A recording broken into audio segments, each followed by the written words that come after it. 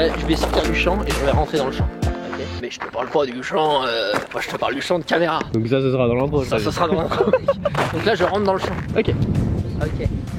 Ok les amis, bienvenue dans cette vidéo. Aujourd'hui on est à l'association Groin-Groin, un refuge en fait qui recueille des cochons. Mais pas que, j'ai vu des dindons. Des petits cochons, Benny. Il y a des dindons. Alors, Pas trop. possiblement. Et Donc qu'est-ce on va... qu'on fait si c'est le cas? Et bah on pleure. Il a une teuté, fait penser à mon grand-père. Il nous suit, regarde. Il est là. Vous partez maintenant. C'est sympa les dindons. Les mecs nous ont un petit peu attaqués, bon pourquoi pas. En même temps si j'avais cette gueule là, moi je ferais pareil. Je serais probablement aigri moi aussi. J'ai pas loin d'avoir cette gueule là.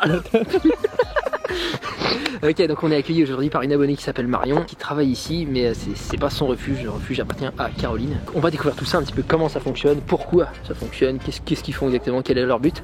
C'est parti.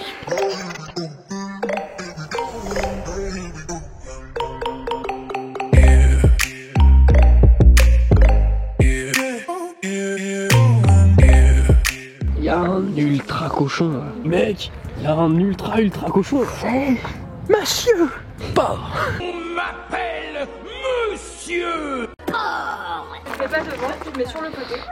Et tu peux gratter, vraiment. Les animaux, j'adore ça. Ça va Loulou? D'où est-ce qu'il vient Loulou? Loulou vient d'un élevage intensif. C'était le Vera souffleur de l'élevage. En fait, cochon, c'est les mâles castrés. Et Vera, c'est ceux qui fonctionnent encore. Les Vera souffleurs, ils servent à déclencher les truies en chaleur parce qu'après on les assémine. Le jambon, tout ça, ça doit pas avoir de goût de testostérone. C'est pour ça qu'on castre les petits mâles. Ou alors il faut les envoyer à l'abattoir avant 2-3 ans grand maximum. Donc du coup, Loulou, il allait partir à l'abattoir à ses 2 ans. En fait, la soigneuse de l'élevage s'était attachée à lui et elle avait du coup décidé de le sauver. Et elle a fait appel à l'association. Et c'est comme ça généralement que vous récupérez les cochons? C'est cochon ferme, c'est toujours les gens qui nous appellent. Ouais. C'est les gens qui prennent pitié à un cochon. Par exemple, Nala qui était aveugle, elle a pris pitié et elle a appelé l'association pour qu'on la sauve. Après, les Vietnamiens, souvent c'est des abandons par contre. Au bout d'un moment, ça se met à mordre, à retourner le canapé, des trucs comme ça. Et là, on nous appelle en disant j'en veux plus. Ouais. Et c'est quoi vos relations avec les élevages intensifs? Parce que j'imagine que vous êtes contre leurs principes, mais en même temps ils vous en envoient. On est les gentils méchants. C'est comme moi, je suis un gentil vegan. Ouais. Chez personne, Ouais, j'aime bien ça, les gens. C'est qu'on fait pas chier pour pas être emmerdé à côté, surtout qu'en plus ici c'est pas mal l'élevage. Ils savent ce qu'on fait, on en parle, on se le cache pas, ils savent qu'on est avec L214, etc. Par contre, comme on n'est pas là à les faire chier, ouais, ta vache elle fait chier, elle est en train de crever dans son champ ou des trucs comme ça, on reste neutre et du coup on est toléré. Ouais, on se fout de notre gueule, ça y a pas de souci. Mais par contre, on vient pas nous emmerder. Vous offrez une possibilité de prise de conscience sans la forcer en fait. Bah c'est ça en fait, après les visites ils nous le disent toujours, mais c'est génial, ça nous fait encore plus prendre conscience parce que du coup après dans leur assiette bah ils se disent oh, j'ai caressé Nala, elle était adorable et puis là je mange mon jambon, c'est pas possible quoi, et du coup ils arrêtent. Ça fait la même chose pour tous les gens qui ont par exemple un animal de compagnie genre un lapin, ils mangent plus le lapin, ou ceux qui montent les chevaux, ils mangent pas de chevaux mais ils mangent les autres viandes. En fait si tu fréquentes l'animal en tant que personne et qui existe et qui a des sentiments, qui aime bien les câlins, qui est gentil. Nous on milite plus sur l'antispécisme, pas de différence quoi, ils ont autant besoin de câlins, ils ont mal pareil. Enfin, il y en a qui vont argumenter sur les différences d'intelligence, ce qui est totalement stupide je trouve. En plus les cochons il me semble sont très intelligents. Ah oui, ça des fois c'est même chiant. Et Loulou il répond si je l'appelle. Loulou, tu viens? Loulou. Imagine une mangouste sur ton dos et un lion sur le côté. Et on a tout bon là. Je trouve ça ouf la diversité de corps qui existe. Il y a tous des âmes et des consciences dedans. Il y a des gens qui vont argumenter que les animaux n'ont pas d'âme. Moi je trouve ça bizarre. Ah bah voilà. Quand t'as même la flemme de t'asseoir. La perlouse du porc. Petite perlouse du cochon, c'est la base. Ils mangent quoi là tes cochons ici? Ils sont nourris avec un mélange qui a été créé par une vétérinaire. C'est des granulés en fait, c'est 100% végétalien. 2 fois par jour. C'est végétalien et c'est normal pour eux? Bah ils sont omnivores comme nous. C'est omnivore les cochons? Ouais. On va aller voir Nala, ma préférée, Nala, ma favorite. C'est celle qui est aveugle? Oui c'est elle. C'est Loulou qui a fait ça? Et Nala, elle était en essor-engraisseur. Il y avait du coup sa mère qui a eu une portée de je sais pas 11-12 et sa mère a eu une grosse complication au niveau de la hanche. Donc l'éleveuse a appelé l'association parce qu'elle voulait la sortir de l'élevage et de toute façon ils ont des pénalités quand ils envoient des animaux blessés à l'abattoir. Et le refuge a décidé de sauver du coup 4 porcelets. Nala! C'est elle Nala? Oui! Et comment elle fait pour se diriger? Je suis blouson au sommet. Parfois je dab, je fais des vlogs, je vends des bouguersets végétaliens sur blousonsommet.com, sachez l'herbe. Il y a plus intéressant que nous, il y a l'herbe. J'avoue, en tant que végétalien, il connaît. Et du fait qu'elle voit pas, elle craint un peu plus le contact ou... Pas du tout, c'est ça qui a été assez incroyable dès le début. Salut Nala. En général, elle se met à côté de ses copains et elle les suit. Mec, on a l'impression à chaque fois que c'est le meilleur kiff de leur vie. Ouais, on dirait elle va s'écrouler sur moi là quand je la gratte comme ça. Elle gigote et tout. Oh, l'ultra kiff quoi. Bah ici c'est le paradis du cochon. C'est marrant, ça pourrait être le nom d'un restaurant où ils servent que du cochon, ce que tu viens de dire. Et je suis sûre que c'est le nom d'un restaurant qui fait du cochon. Et qu'est-ce qui fait que tu sais qu'ils sont intelligents? Est-ce que des fois t'es surprise, tu sais, de voir un truc ou un comportement? Tu vois qu'ils sont intelligents quand par exemple ils reconnaissent le soigneur, ils savent où tu vas les nourrir, donc en fonction de la personne qui vient ils disent ah tiens non lui il va pas me nourrir ici, ou elle va me donner moins, elle va me donner plus. Ouais. Quand ils ouvrent des portes aussi. Ils ouvrent des cadenas, c'est pour ça que vous chuchotiez le code tout à C'est l'heure. ça, parce que sinon après ils savent et c'est une galère pas possible. Des cadenas. On va aller voir Eston qui est couché là-bas. Eston? Oui. D'accord. Martine. J'ai pas la ref. Condoléances. Ah, les petits cochons là, c'est quoi? C'est des cochons qui vont grandir comme Nala ou... Absolument pas. C'est des cochons vietnamiens. Le refuge il est là depuis 2005 et au tout début c'était vraiment que pour les cochons vietnamiens. C'était les gens qui prenaient des tout petits cochons quand ils étaient bébés et qui les abandonnaient parce qu'ils devenaient grands et qu'en fait c'était pas des cochons. C'est une petite chaîne en fait, non? Non. Pas mal. C'est un bouquetin. Non. Attends, je peux trouver. Un impala. Bref, Biquette, biquette. Est-ce que c'est celle qui dans les vidéos elles sautent sur les cochons et elles font des saltos et tout? celle-là même. Comment elle s'appelle? Je pourrais pas te dire. Ça sera Didier. Mec, il y a la mini biquette. Ça c'est Marius. Pour le bendo. Qu'est-ce que vous en feriez? Une biquette de bendo. T'as vu, ils cohabitent différentes races, différentes formes, différentes cultures. Les humains pourraient en prendre de la graine, je sais pas. Pas de discrimination. Ah, je sais pas, je dis ça comme ça. Je me suis fait un copain, Billy. Il s'appelle Marius et il est trop choupichou. Et mec, tu sais quand tu disais que on cherchait des candidats pour le veggie quiz, ça pourrait être une bonne idée. T'auras du mal à buzzer parce qu'il y a un buzzer, attention. Ah oui, mais elle pourrait baiser. Ok, pourrait comprendre. Oh my god. Il y a du bruit. Voilà, ça. Excuse-moi. C'est pas Marius, ça se saurait. On va voir Eston, Marius. Tu viens? Come with me, bra. Mais il est pas mort. Vu le bruit qu'il fait, non. Lâche-nous une perlouse, Eston, rassure-nous, je sais pas. Alors les Eston, son histoire, c'est en fait, c'était un éleveur bio qui s'est rendu compte un jour qu'il en avait marre d'emmener ses animaux à l'abattoir. Je trouve ça dingue qu'un éleveur choisisse d'arrêter de... Enfin c'est génial quoi. Il y en a plein des éleveurs qui reconnaissent que c'est très dur quand ils doivent se séparer de leurs animaux parce qu'ils s'y attachent. Ouais. Mais ils disent il faut bien. Franchement, si tu deviens végétarien, bah il n'y a plus besoin. Hein. Mais pour les éleveurs, ce qu'il faut comprendre, c'est qu'en fait c'est toute leur vie qui est basée sur l'élevage. Enfin, leurs amis, leur cercle familial, tout le monde en fait est là-dedans. Et donc de prendre la décision d'arrêter, je fais un chapeau, c'est incroyable quoi. Quand je parle végétalisme avec des gens, ils me disent et les éleveurs et tout, ils se retrouvent sans boulot tout ça. Comme si on demandait que le monde soit végétalien demain. Alors qu'en fait, c'est des transitions au fil des générations, tu vois, c'est tranquillement quoi. C'est ça. Ça va Nala? T'imagines mec? Si ta journée, c'est gras et de la pelouse, être roulé par terre là. Il est vraiment pastiché, tu sais. À l'heure qu'il est, Eston connaît mon contact et mes gratouilles, mais pas mon visage. Il s'en fout, tant qu'on le gratte c'est bon. Tu vois, moi personnellement, je me vois très peu le découper pour le manger là, tu vois. Gertrude, non, c'est une mauvaise idée, on va pas aller la voir, elle est un petit peu... Elle a vraiment un caractère de cochon. Je vais faire comme si j'avais pas entendu. C'est du génie à ce niveau-là. Elle est confuse Marion. Je sais pas quoi dire, je suis... Marius, viens Marius. Come on, bro. Putain, il est tellement chill, peaceful. Votre but, c'est de les accueillir jusqu'à leur mort naturelle, de les rendre confortables toute leur vie, quoi, c'est ça? C'est ça. Tous les animaux qui sont au refuge, ils restent toute leur vie, ils sont pas adoptés en cours de route. Le système de placement de cochons, en fait, c'est dans toute la France, mais on met en relation les gens qui abandonnent avec ceux qui adoptent. Comme ça, ils transitent pas par le refuge, ça fait pas des transports pour rien. Ou... D'accord, ceux qui viennent au refuge, ils viennent pour toujours. Pour toujours, sauf des fois, il y a des pensions de temps en temps pour l'été, ce genre de choses. Marius, on court, ça va? Allez, viens. Tu fais des jumping jacks avec moi? Ouais, je comprends frère. Si on lui calque des traits humains sur son visage, il a vraiment marqué l'indifférence, il est comme as.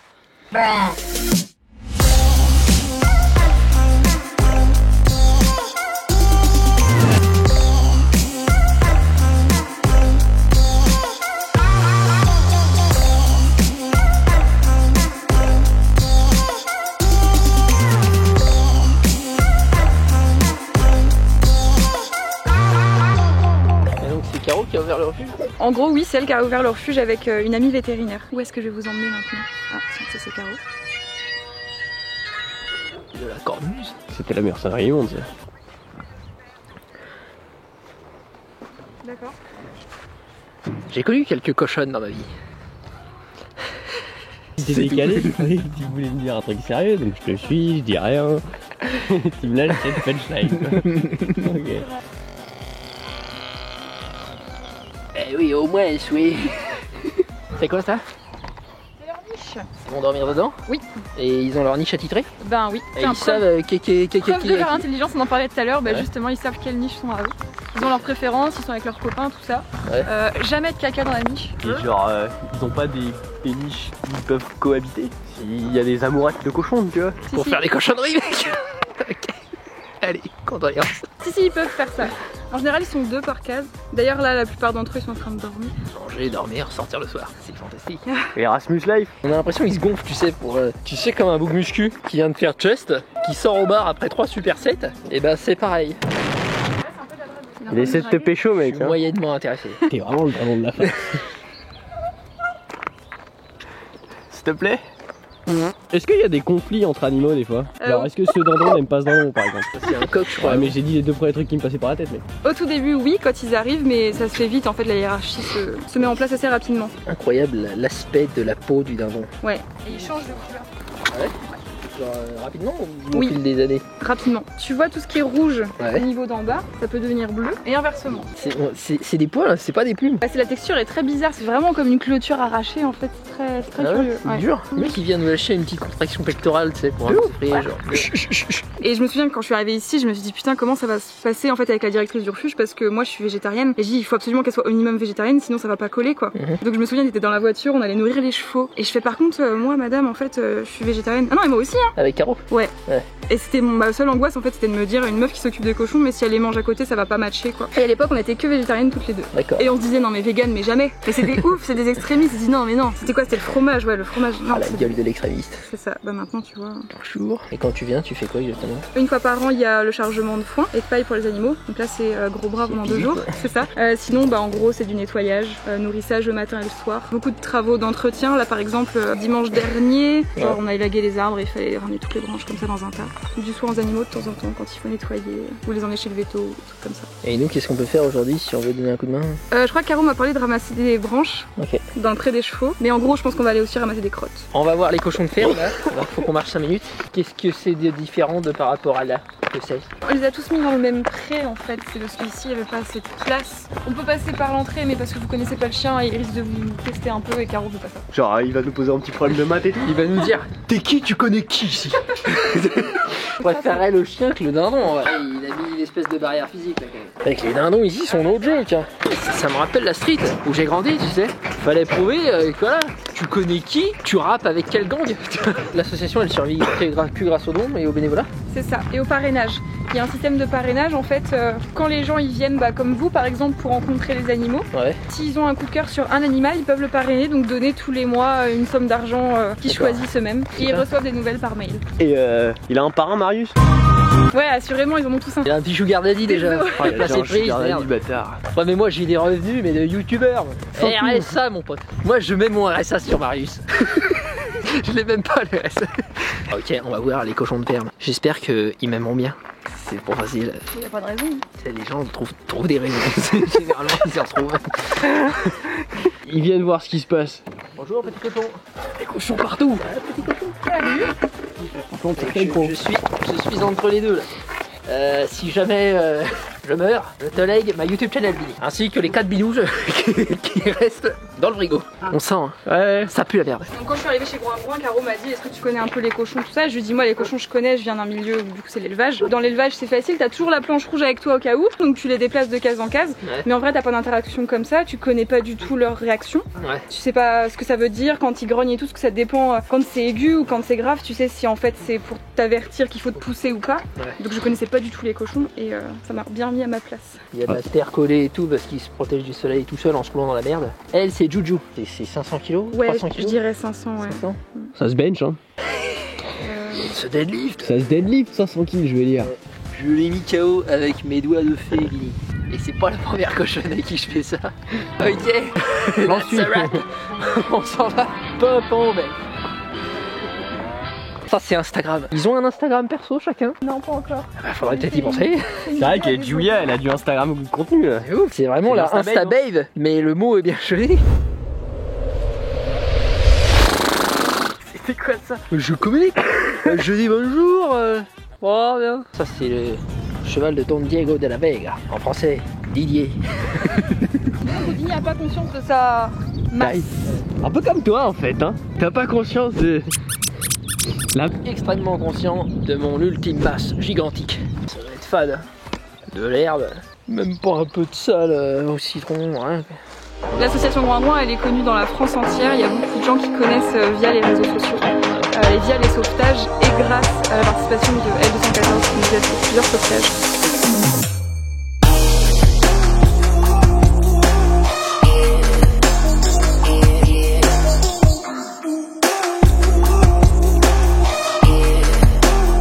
C'est un refuge qui fait 12 hectares.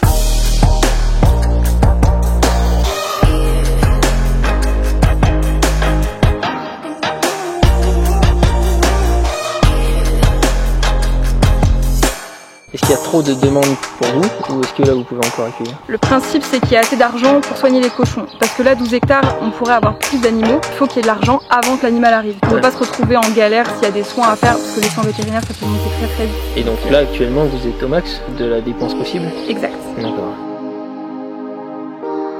Gros, imagine des cochons comme Loulou ou Weston, ils ont peut-être connu l'élevage intensif, tu vois. Le carré pour se mouvoir. Et là, ils sont chillés. T'as combien de pourcents d'animaux qui viennent d'élevage intensif? À peu près, tu vois. Genre disons que tous les cochons, les gros cochons de ferme, ils viennent tous d'élevage. Ok. Eston venait d'un élevage bio. Ça veut dire que du coup, il a connu l'herbe avant de venir ici. T'imagines être là-dedans, mec. La cage fait la taille de ton corps, ni plus ni moins. Enfin, moins, parce que les pattes dépassent d'ailleurs. Et kilo dedans, tu manges à l'entrée et tu chies à la sortie, quoi. C'est vraiment réduit à la machine, quoi. C'est...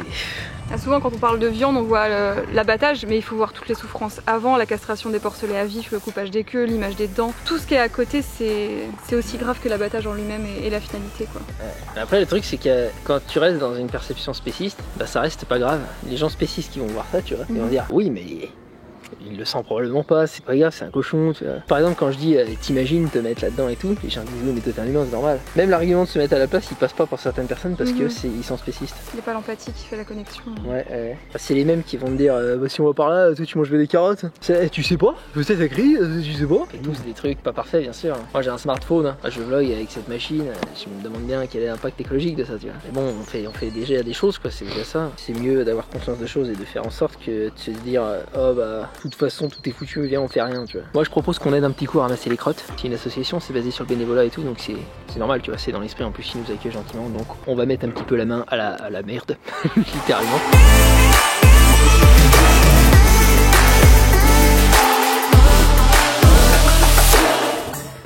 Des bousins j'en ai vu Benny, et des comme ça.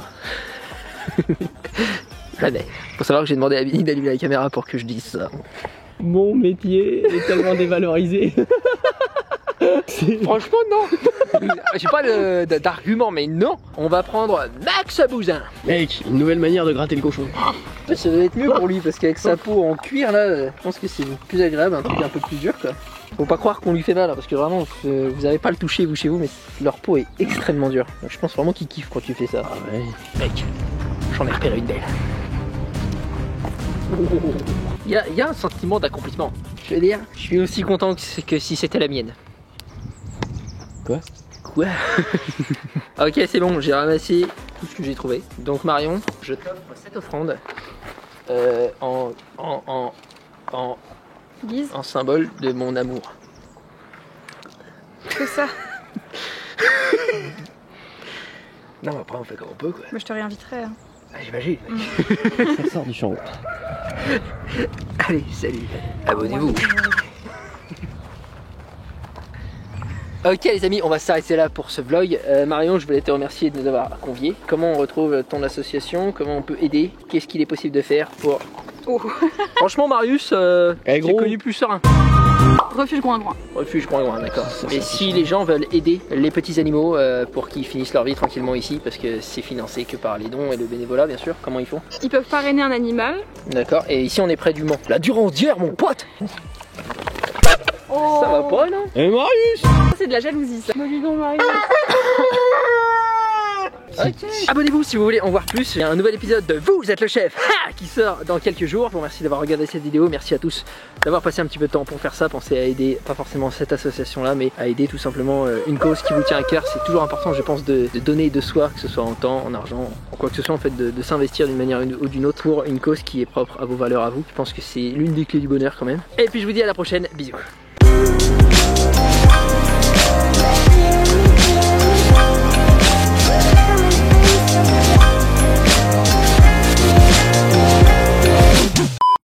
pas couper le pipi.